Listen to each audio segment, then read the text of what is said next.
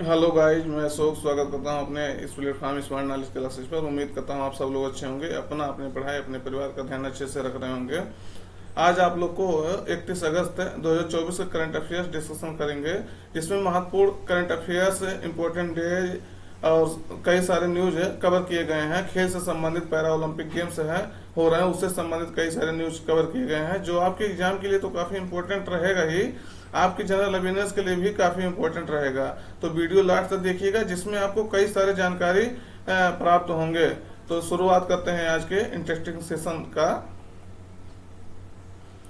देखिएगा कि हाल ही में पेरिस पैरालंपिक 2024 में प्रीति पाल ने कितने मीटर खेल स्पर्धा में कांस्य पदक जीता है। तो विकल्प में है 100 मीटर, 60 मीटर, 80 मीटर, 120 मीटर। तो सही उत्तर आपका रहेगा 100 मीटर, सॉरी 100 मीटर इसका सही उत्तर रहेगा। तो इम्पोर्टेंट हो जाता है, प्रीति पाल ने जो है 100 मीटर के प्रतिस्पर्धा में कांस्य पदक जीता है। तो इम्पोर्टेंट हो जाता है कौन सा पदक, ब्रॉन्ज मेडल जीता है। तो ये देखिएगा प्रीति पाल है, ये उत्तर प्रदेश के मेरठ की निवासी हैं। कहाँ की है, मेरठ की। तो इम्पोर्टेंट हो जाता है उत्तर प्रदेश के लिए। तो खास करके कहीं उत्तर प्रदेश पीसीएस हो गया, उत्तर प्रदेश से संबंधित कोई और न्यूज पेपर देने जा रहे हैं, तो वहां आपको ये इम्पोर्टेंट हो जाता है। और देश लेवल पे तो है ही है, इंटरनेशनल लेवल पर। तो प्रीति पाल ने जो है, देखिएगा प्रीति पाल ने 100 मीटर T35 रेस स्पर्धा में इन्होंने रेस में जीता है, ब्रॉन्ज मेडल जीता है, जो 14.21 सेकंड में इतना जो है 100 मीटर रेस पूरा किया है। तो उत्तर प्रदेश की मेरठ की निवासी आपको बता दिए। तो 100 मीटर दौड़ इन्होंने 14.21 सेकंड में रेस पूरा किया है। तो इम्पोर्टेंट हो जाता है क्वेश्चन। तो कितने मीटर में, 100 मीटर आपको बता दिए विकल्प में, 100 मीटर सही रहेगा इसका उत्तर।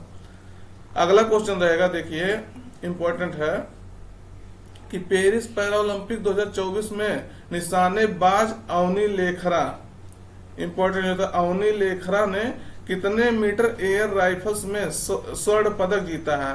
तो वो कांस्य पदक जीती थी कौन, प्रीति पाल ने, और ये जो है अवनी लेखरा स्वर्ण पदक जीती हैं। तो ये पहला पैरालंपिक का, पहला 2024 पैरालंपिक का पहला स्वर्ण पदक है।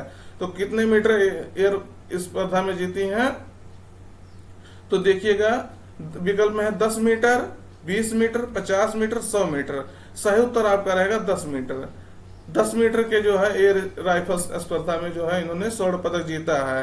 तो इम्पोर्टेंट हो जाता है इनका। देखिएगा ये है अवनी लेखरा, ये राजस्थान की निवासी हैं, राजस्थान में, राजस्थान के भी कहा, जयपुर की निवासी हैं। तो राजस्थान वालों के लिए और इम्पोर्टेंट हो जाता है, और नेशनल लेवल पे तो इम्पोर्टेंट है ही है। तो अवनी लेखरा ने R2 महिला 10 मीटर एयर राइफल्स SH-1 श्रेणी में जो है स्पर्धा में स्वर्ण पदक जीता है। तो इम्पोर्टेंट हो जाता है। और यह जो है 3 पैरा ओलंपिक पदक जीतने वाली पहली भारतीय महिला एथलीट हुई हैं। तो देखिएगा कितना इंपॉर्टेंट हो जाता कि पहली भारतीय महिला एथलीट बनी है पैरा ओलंपिक में, जो है इन्होंने 3 पदक जीता है। तो इम्पोर्टेंट हो जाता है। यहाँ जो अब की वाले में अभी तक स्वर्ण जीती हैं, फिर अब जो इसके पहले टोक्यो पैरा ओलंपिक था, वहां उन्होंने जो है एक स्वर्ण और एक ब्रॉन्ज जीता था। तो देखिएगा टोक्यो पैरा ओलंपिक 2020 में इन्होंने 2 जीता था और एक यहाँ हो गया। तो इन्होंने 2 स्वर्ण और एक ब्रॉन्ज के साथ जो है 3 जो है पैरा ओलंपिक गेम में 3 मेडल पाने वाली पहली भारतीय महिला एथलीट हो गई हैं। तो क्वेश्चन और इम्पोर्टेंट हो जाता है ये जो है, याद रखिएगा, बिल्कुल इसको भूलिएगा मत। देखिएगा इन खिलाड़ियों से जो है पैरा ओलंपिक जाने रहे हैं, दिव्यांग खिलाड़ी उसमें भाग लेते हैं। इन खिलाड़ियों से हम सीख ले सकते हैं कि इन्होंने अपने जीवन में इतना संघर्ष करते हुए, कोई सही से चल नहीं पाता, कोई कुछ नहीं कर पाता, मतलब कुछ ना कुछ शरीर में कमी रहता, उसके बावजूद भी इंटरनेशनल लेवल पे जाकर के देश का मान सम्मान बढ़ा रहे हैं। तो इनसे हम सीख ले सकते हैं कि हम कभी जीवन में पीछे ना हटें, जीवन में कभी निराश ना हो, बस मेहनत करते रहें। क्योंकि इन्होंने भी अपने जीवन से संघर्ष किया है, तब जाकर के आज जो है इस तरह से जीवन से संघर्ष किया और वहां भी संघर्ष किया, तब जाके आज अवार्ड पाए हैं, देश का नाम रोशन कर रहे हैं। तो इम्पोर्टेंट हो जाता है। अगला क्वेश्चन देखिएगा, प्रधानमंत्री नरेंद्र मोदी ने बधावन बंदरगाह यानी बधावन पोर्ट का आधारशिला रखा है? यह किस राज्य में स्थित है? तो विकल्प में है केरल, उड़ीसा, महाराष्ट्र, कर्नाटक। सही उत्तर आपका रहेगा महाराष्ट्र। महाराष्ट्र में प्रधानमंत्री मोदी जो है अपने राजकीय यात्रा पर गए थे, वहां उन्होंने जो है बधावन बंदरगाह का आधारशिला रखा है। तो ये बधावन जो है महाराष्ट्र के पालघर में है।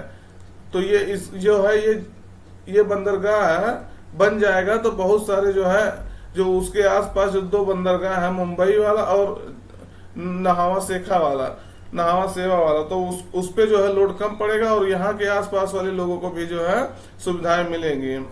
तो इम्पोर्टेंट हो जाता है, किस जिले में है? पालघर जिले में, महाराष्ट्र के पालघर जिले में। तो इम्पोर्टेंट हो जाता है, क्वेश्चन काफी इम्पोर्टेंट हो जाता है। फिर अगला क्वेश्चन देखिएगा कि सीमा सुरक्षा बल BSF यानी बॉर्डर सिक्योरिटी फोर्स BSF का महानिदेशक किसे नियुक्त किया गया है, किसे बनाया गया है? तो विकल्प में है दलजीत सिंह चौधरी, अरुण गोयल, सतीश कुमार, संजय चौधरी। तो सही उत्तर आपका रहेगा दलजीत सिंह चौधरी। दलजीत सिंह चौधरी जो है दलजीत सिंह चौधरी को जो है BSF का महानिदेशक बनाया गया है। तो इम्पोर्टेंट हो जाता है, महानिदेशक मतलब डायरेक्टर जनरल बनाया गया है।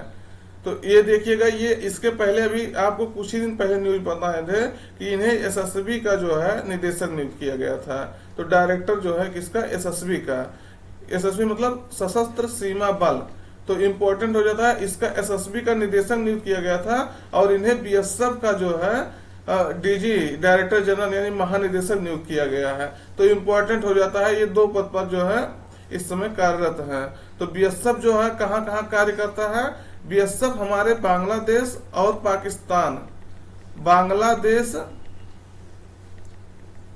और पाकिस्तान के सीमा पर जो है ये BSF काम करता है। और वहीं SSB देखेंगे, सशस्त्र सीमा बल जिसे कहते हैं, वो जो है कहाँ काम करता है? तो ये नेपाल जैसे और भूटान जैसे देशों पर की सीमा पर ये काम करता है। तो जहां जो कम सेंसिटिव सीमा है वहां SSB काम करता है, लेकिन जहां ज्यादा सेंसिटिव है वहां BSF काम करता है, बॉर्डर सिक्योरिटी फोर्स काम करता है। तो इम्पोर्टेंट हो जाता है। इनका कार्यकाल देखेंगे तो 30 नवंबर 2025 तक इनका कार्यकाल रहेगा। किस पद पे? BSF के महानिदेशक पद पर ये जो है कब तक रहेंगे? 30 नवंबर 2025 तक। तो काफी इम्पोर्टेंट हो जाता है क्वेश्चन। और BSF का स्थापना देखेंगे तो BSF का स्थापना जो है 1965 में हुआ था। और आपसे बता ही दिया कि ये जो है बांग्लादेश और पाकिस्तान की सीमा पर कार्य करता है। तो इम्पोर्टेंट हो जाता है क्वेश्चन। ये भी पूछा गया कि BSF किस किस सीमा पर मिलाने के लिए आपको पूछा गया है कि BSF जो है SSB क्या है, असम राइफल्स, ये सब कहाँ कहाँ काम करते हैं। तो इसको हम आपको एक दो बार पहले बता चुके हैं और यहाँ भी बता दिए। तो इम्पोर्टेंट हो जाता है। आगे क्वेश्चन देखिएगा कि अंडर 20 सैफ मतलब होता है दक्षिण एशियाई फुटबॉल महासंघ। तो इसमें जो है फुटबॉल चैंपियनशिप 2024 का खिताब किस देश ने जीता है? तो विकल्प में बांग्लादेश, भारत, नेपाल, मालदीव। सही उत्तर आपका रहेगा बांग्लादेश। बांग्लादेश ने नेपाल को पराजित करके जो है ये खिताब जीता है। तो इम्पोर्टेंट हो जाता है। यह टूर्नामेंट कहाँ हो रहा था? तो ये टूर्नामेंट जो है 18 से लेकर 28 अगस्त तक कहाँ हो रहा था? नेपाल के ललितपुर में हो रहा था। तो नेपाल में ये जो आयोजित किया जा रहा था। और इस प्रतियोगिता में भारत ने तो अब की कुछ नहीं जीता है। इसके पहले 2019 में, 2022 में और 2023 में भारत जो है इसको जीत चुका है 2023 में। तो इम्पोर्टेंट हो जाता है, काफी इम्पोर्टेंट हो जाता है। कहाँ हो रहा था ये भी इम्पोर्टेंट हो जाता है। तो नेपाल में हो रहा था ये, और नेपाल को हरा के भी बांग्लादेश ने जीता है। अगला क्वेश्चन देखिएगा कि हाल ही में किस राज्य सरकार ने संस्कृत विद्यालय के सभी छात्रों को छात्रवृत्ति देने की घोषणा की है? तो इम्पोर्टेंट हो जाता है। आपका विकल्प है उत्तर प्रदेश, बिहार, उत्तराखंड, हरियाणा। सही उत्तर आपका रहेगा उत्तर प्रदेश। उत्तर प्रदेश सरकार यानी योगी आदित्यनाथ की सरकार ने ये घोषणा किया है कि संस्कृत विद्यालय के जितने भी छात्र हैं उनको छात्रवृत्ति दिया जाएगा। पहले ये था कि संस्कृत विद्यालय के जितने छात्र जो 50,000 से, जिनका एनुअल जो है सैलरी जो है 50,000 रुपए से कम होगा जिनकी फैमिली का, उनको दिया जाएगा। लेकिन ये कंडीशन अब हटा दिया गया है। अब सभी छात्रों को, जितने भी संस्कृत के छात्र हैं, उनको जो है छात्रवृत्ति देने के लिए घोषणा किया गया है। तो ये जो है काफी इम्पोर्टेंट हुआ। इससे जो है संस्कृत को बढ़ावा मिलेगा, संस्कृत को जो है बढ़ावा मिलेगा, इम्पोर्टेंट हो जाता है। अगला क्वेश्चन देखिएगा,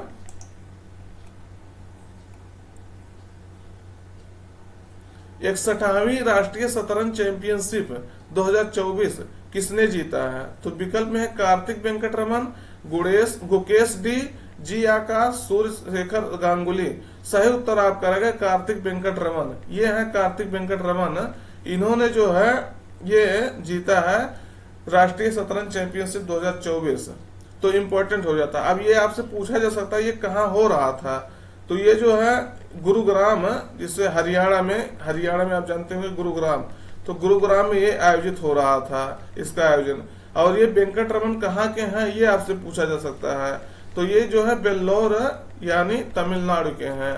तो इम्पोर्टेंट हो जाता है ये भी आपका क्वेश्चन। ये है जो है चेस के खिलाड़ी। तो इन्होंने जो है राष्ट्रीय शतरंज चैंपियनशिप जीता है। इसका जो है आयोजन कौन करता है? तो अखिल भारतीय शतरंज महासंघ इसको आयोजित करता है, यानी ऑल इंडिया चेस फेडरेशन। तो ये जो है 1951 में फेडरेशन का स्थापना हुआ था, लेकिन 1951 में इसकी स्थापना हुआ था, लेकिन 1955 से जो है ये राष्ट्रीय शतरंज चैंपियनशिप लगातार आयोजित हो रहा है। तो इम्पोर्टेंट हो जाता है। कब से हो रहा? तो 1955 से हो रहा है। इम्पोर्टेंट है ये क्वेश्चन, ये भी देखिएगा कहाँ हो रहा था, ये भी इम्पोर्टेंट है। और ये किस राज्य के निवासी हैं वेंकटरमन? तो आपको बता दिए तमिलनाडु के वेल्लोर के निवासी हैं। तो ये भी क्वेश्चन आपका इम्पोर्टेंट हो जाता है। हाँ, तो आपको एक सूचना है दोस्तों कि आपको पीडीएफ जो है कमेंट बॉक्स में और डिस्क्रिप्शन बॉक्स में पिन कर दिया जाता है, और वहां से आप जो जाकर के पीडीएफ डाउनलोड कर सकते हैं, वहां अपना प्रैक्टिस भी कर सकते हैं। और अगर लेक्चर में नए हैं तो वीडियो को सब्सक्राइब कर लीजिएगा, चैनल को सब्सक्राइब कर लीजिएगा, जिससे आपको नई नई जानकारी हम देते रहेंगे। और अगला क्वेश्चन देखते हैं कि हाल ही में स्लिम मून मिशन से संपर्क टूट जाने के बाद किस देश ने इसका परिचालन बंद कर दिया है? तो विकल्प में जापान, यूएसए, यूके, फ्रांस। सही उत्तर आपका रहेगा जापान। जापान का जो स्पेस एजेंसी है जाक्सा ने इसको जो है बंद करने के लिए घोषणा किया है, क्योंकि उसका संपर्क इससे टूट गया था। तो इम्पोर्टेंट हो जाता है जाक्सा ने ये काम किया है। तो इसके बारे में डिटेलिंग देख लीजिए थोड़ा। जाक्सा जो है, जापान की जाक्सा ने स्लिम यानी smart lander for investigating moon, मतलब मून पर खोज करने के लिए ये जो है भेजा गया था। तो नामक मिशन चांद के लिए भेजा था जापान की जाक्सा ने।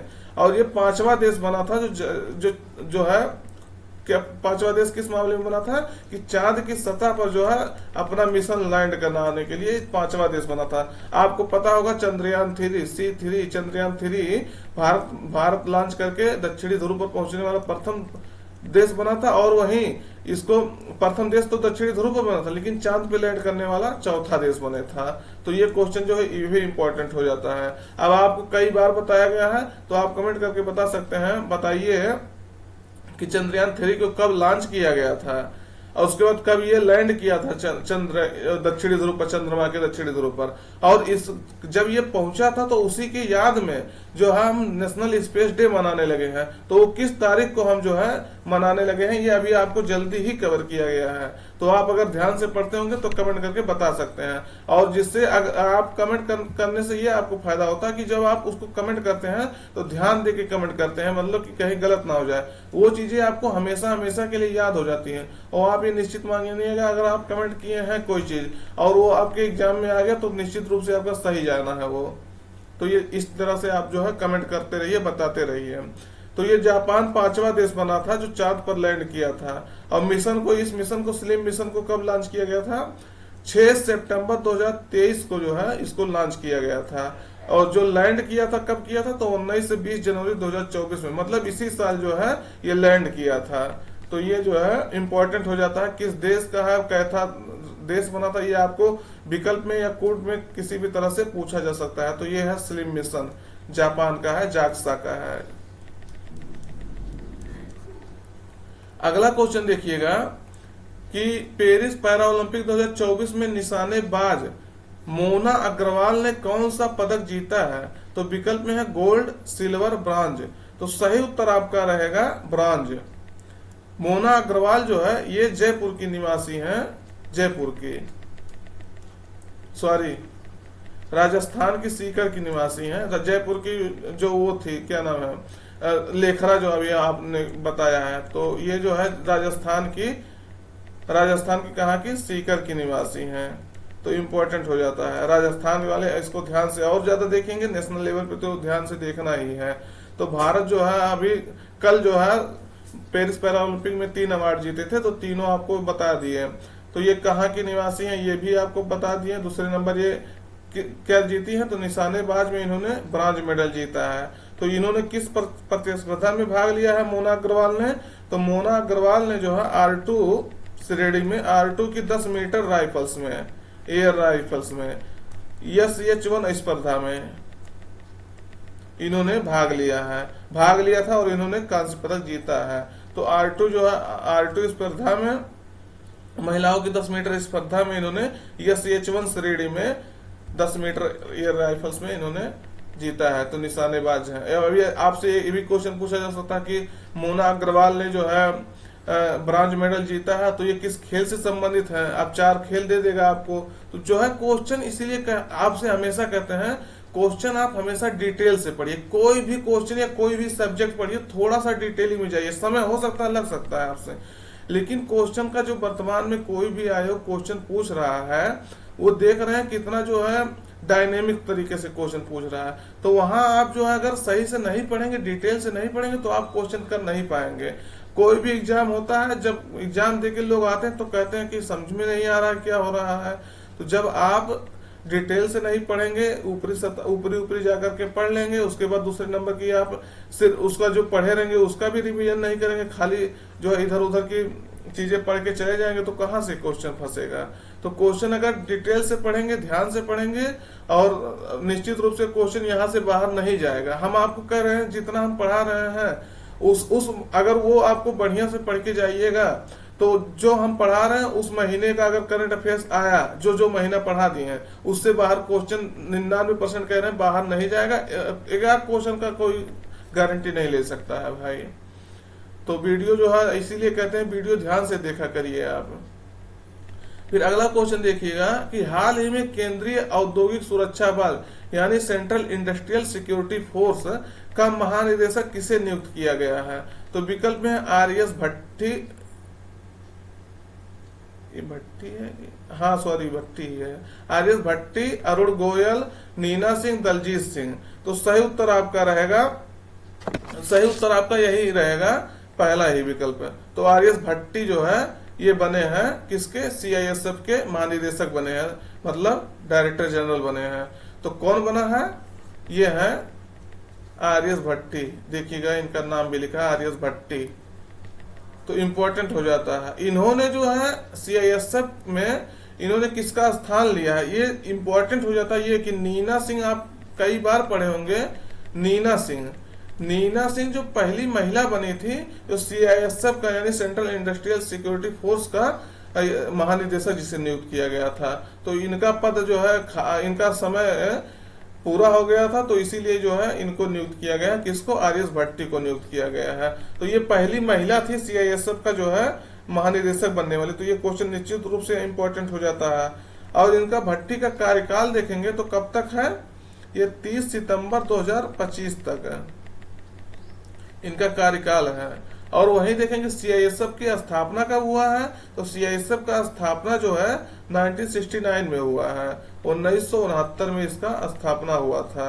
और ये केंद्रीय जो है गृह मंत्रालय के अंतर्गत काम करता है। ये भी क्वेश्चन इंपॉर्टेंट हो जाता है। देखिएगा आपको लिखे हैं कि CISF की स्थापना जो 1969 में हुआ था, केंद्रीय गृह मंत्रालय के अंतर्गत कार्य करता है। और यह जो है कहाँ क्यों जो है सीआईएसएफ का गठन किया गया था, तो इसके नाम से ही पता चला सेंट्रल इंडस्ट्रियल सिक्योरिटी फोर्स। जितना भी इंडस्ट्रियल सिक्योरिटी है वहां से ये जो है देखता है। तो देखिएगा आणविक प्रतिष्ठान हो गया कोई, जहां जो है न्यूक्लियर चल रहा है। दूसरे नंबर पे अंतरिक्ष अधिष्ठान कई हो गया, जैसे इसरो वगैरह का वो हो गया। हवाई अड्डे जितने भी हैं उसको जो है, बंदरगाह जितने हैं, ऊर्जा संयंत्र कोई है, सहित देश के जो अति संवेदनशील संस्था है और उनकी इकाइयों की रक्षा जो है ये करता है। तो वो काफी इंपॉर्टेंट ये काम करता है, और ये इसका जो है नियुक्त किया गया आर.एस. भट्टी को, तो इसलिए इसको याद रखिएगा। अगला क्वेश्चन देखिएगा कि हाल ही में किस देश के खिलाड़ी डेविड मलान ने अंतर्राष्ट्रीय क्रिकेट से संन्यास लेने की घोषणा की है, तो ये जो है इंग्लैंड के खिलाड़ी हैं, तो इंपॉर्टेंट हो जाता है आपका। फिर अगला क्वेश्चन देखिएगा, ये है डेविड मलान, इनको देख लीजिएगा। अगला क्वेश्चन और लास्ट क्वेश्चन देखिएगा कि हाल ही में जारी की गई हुनरू इंडिया रिच लिस्ट 2024 के अनुसार भारत के सबसे अमीर व्यक्ति कौन बन गए हैं, तो विकल्प में है गौतम अडानी, मुकेश अंबानी, शिव नादर, साइरस पुनेवाला। तो सही उत्तर आपका रहेगा गौतम अडानी जो है मुकेश अंबानी को पीछे छोड़ करके देश के जो है भारत के सबसे जो है अमीर व्यक्ति बन गए हैं, तो काफी इंपॉर्टेंट हो जाता है। इनकी संपत्ति जो देखेंगे 11,61,800 करोड़ रुपए के साथ जो है ये फर्स्ट स्थान पे बन गए हैं, तो इम्पोर्टेंट हो जाता है। इनकी संपत्ति में जो है पिछले वर्ष की तुलना में 95% की वृद्धि हुई है, तो फर्स्ट स्थान पे इन्होंने फर्स्ट स्थान प्राप्त किया 95% वृद्धि के साथ। वही मुकेश अंबानी का देखेंगे तो 10,14,700 करोड़ रुपए संपत्ति के साथ जो है ये दूसरे स्थान पे बने हुए हैं। इनकी संपत्ति में लगभग 25% की वृद्धि हुई है, तो इम्पोर्टेंट होता है। फिर शिव नादर तीसरे स्थान पे बने हैं, थर्ड स्थान पे। तो ये जानते हैं ये एचसीएल के जो है मुखिया हैं, एचसीएल के। और साइरस पुनेवाला जो है ये वैक्सीन बनाने वाली कंपनी को रेगुलेट कर रहे हैं, तो साइरस पुनेवाला इस श्रेणी में चौथे स्थान पे बने हैं, तो ये जो है इम्पोर्टेंट हो जाता है। तो ये आज के लिए इतना ही वीडियो कैसा लगा कमेंट करके जरूर बताइएगा। जिससे कोई और सुधार करना तो हम आपको कमेंट करके बताते रहिए, जिससे हम आपको नया नया सुधार करते रहें और वीडियो अपना आप लोग जिस हिसाब से चाहते हैं उस हिसाब से लाते रहें। अगर वीडियो में नए हैं तो चैनल सब्सक्राइब कर लीजिएगा, अपने दोस्तों तक पहुंचा लीजिएगा, लाइक शेयर एंड सब्सक्राइब करना मत भूलिएगा। तो आज के लिए इतना ही, धन्यवाद। Till then take care.